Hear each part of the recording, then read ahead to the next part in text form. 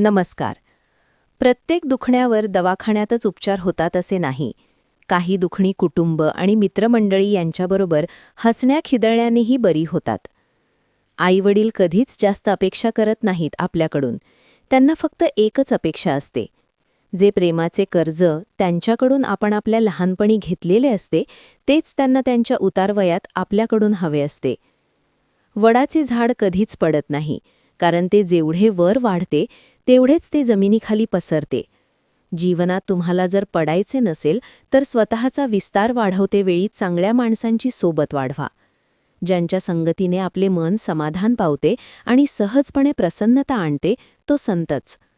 प्रत्येक घटनेत परमात्मा मला काही शिकवीत आहे असे वाटलं की साधना सफल होते.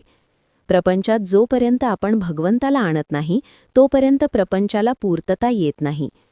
सद्गुरू कृपा करतात, मार्गदर्शन करतात, पण ज्याचे साधन त्यालाच करावे लागते. मृत्यूचे निरोगी भान ठेवले की साधनेला जोश येतो. नामस्मरणानेच साधकाची पत वाढते, त्याच्या आध्यात्मिक जीवनाची प्रत सुधारते.